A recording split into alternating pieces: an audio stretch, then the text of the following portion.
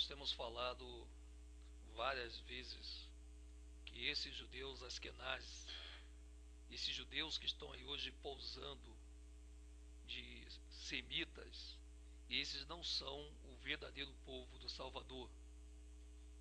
Embora eles estão morando hoje, habitando, a grande maioria deles, grande parte desses judeus num país que eles mesmos denominaram de Israel, no meado de 1947 para 48, eles alargaram a casa de Sem. Então ali se cumpriu quando a figueira brotou. Porque a figueira brotou, mas ela não brotou com os verdadeiros povos do Salvador. Ela brotou com os falsos, que hoje estão lá e em todo o mundo, com as suas sinagogas, mas com a mão no poder econômico, nos bancos, em todo lugar.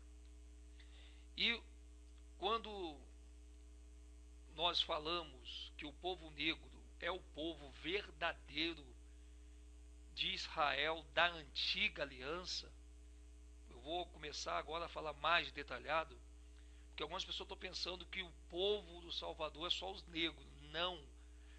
O que nós pregamos é que o povo negro de Israel era aquele povo que era rico, milionário, de onde saíam reis. Era o povo de Abraão, Isaac, Jacó, de Moisés, de Davi e de tantos outros, embora Davi era ruivo.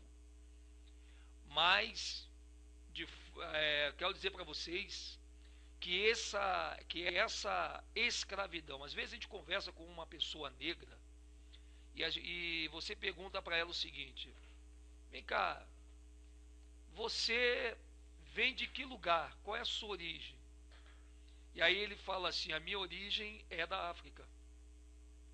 Porque foi assim que ensinaram ao povo negro que eles são afrodescendentes.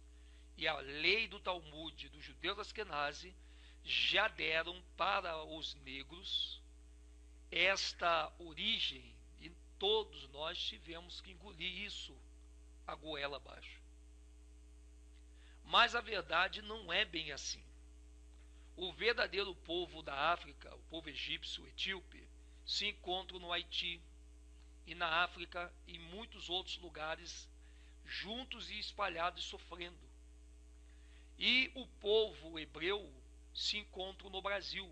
E como é que muitos dizem assim, como é que o irmão Edim pode afirmar tal coisa? Se você lê o livro A História Secreta do Brasil, volume 1, a partir da página 32 para frente, você vai ter esta informação vindo da boca dos próprios judeus askenazes, que dizem que os negros hebreus, eles chamam os hebreus de negros, porque eles sabem quem eles escravizaram. Só que ao longo de muito tempo se ficou algo no ar, e a pergunta era: por que os negros foram tão maltratados há 5 séculos atrás, e por que hoje eles sofrem ainda o reflexo dessa escravidão? Você veja que uma pessoa, quando ela é bem negra mesmo, ela é discriminada até no seu currículo. Ela tem que ter um pigmento mais fraco para poder ser bem colocada hoje no mercado. E é assim que funciona. Você vê isso nas novelas, nos próprios filmes, nos papéis que muitos negros fazem. Então, o povo negro, antes da cortina de ferro, que é assim que eu estou chamando a televisão, de cortina de ferro, que ela não deixa ninguém ver o que está acontecendo do outro lado, e faz as pessoas pensarem que o apocalipse está muito distante. Enquanto não se abrir a cortina e não deixar que a glândula pineal veja o tempo por trás dessa cortina, as pessoas vão continuar acomodadas e frias em relação ao que está para acontecer nos últimos dias. Então nós já analisamos que os negros eram pessoas muito ricas, prósperas, eles comiam do melhor, eles eram cabeça e não cauda. Eles comiam do melhor desta terra. O livro de Deuteronômio 28, capítulo 28, verso 68, diz que o Criador faria eles voltar de novo ao Egito por navio, a uma terra que os pais deles não conheceram. Veja que essa passagem de Deuteronômio 28, 68 se cumpriu há 5 séculos atrás, na história dos navios tráfico negreiro. E hoje você vai, por exemplo, numa favela do Rio de Janeiro, de São Paulo, de Minas Gerais, de Bahia e de tantos outros lugares do Brasil, e você encontra ali os negros, muitas vezes no morro, socado naquelas casas de madeira, porque está se cumprindo o que está dizendo em Deuteronômio 28. Essa maldição se cumpriu e se cumpre ainda na vida deles até terminar a plenitude dos gentios. A plenitude dos gentios não terminou ainda, ela vai terminar no final dos 3 primeiros anos e meio da grande tribulação. Ali termina a plenitude dos gentios. Quando terminar aquela plenitude dos gentios, vem um juízo do Criador sobre a terra, que é a grande tribulação, que é os últimos 3 anos e meio, e logo após isso começa a nossa plenitude no milênio, nos 1000 anos na terra. E aí, o que ocorre? Os negros hoje não têm nenhuma condição de ser milionário, eu estou dizendo uma nação toda, como é o povo europeu, que são os jafetitas, que estão se fazendo passar pelos hebreus, mas os hebreus não são claros. Os verdadeiros hebreus que foram da época de Deuteronômio, da Escritura, eles são negros. É claro que se hoje alguém perguntar quem é o povo do Salvador hoje, 2012, não é mais negro, nem branco, nem amarelo, nem moreno. É todo aqueles que aceitam Yahushua como seu único e suficiente Salvador. Mas existe um remanescente desse antigo povo hebreu que vai ser levantar, o Salvador vai trazê-los para colocar na testa dele o seu selo. E esses serão negros mesmo.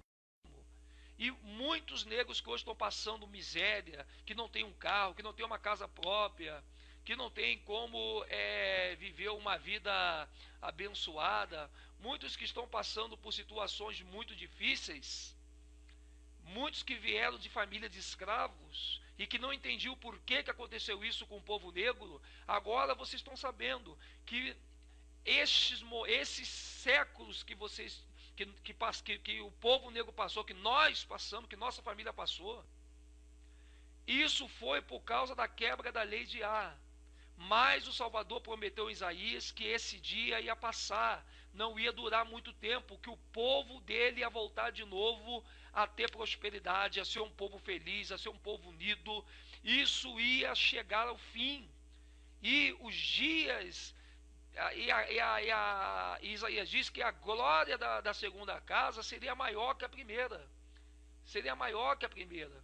E ele faria o seu povo voltar ele traria o seu povo de volta para a sua terra por navios. É isso que vai começar a acontecer nesses últimos dias. Já se há informação de empresários que estão fazendo navios e segundo a informação que tem, é que esses navios são maiores e mais fortes que o Titanic que afundou. E ninguém sabe por que esses empresários estão fazendo esse navio. Olha que pode ser uma parte dessa profecia.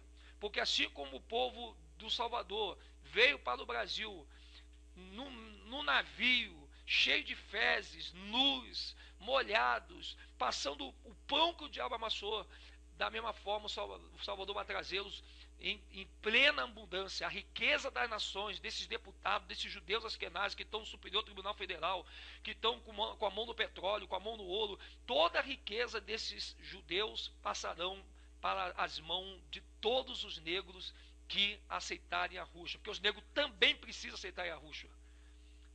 Não precisa aceitar Yahushua, só que o Salvador vai identificá-la, a sua identificação, a sua identidade vai voltar. E aí o Idish, que está aí hoje, vai cair por terra, porque aí, pela primeira vez, depois da escravidão, o hebraico voltará a ser falado pela boca daqueles que o Salvador vai marcar, vai selar na testa com o seu nome.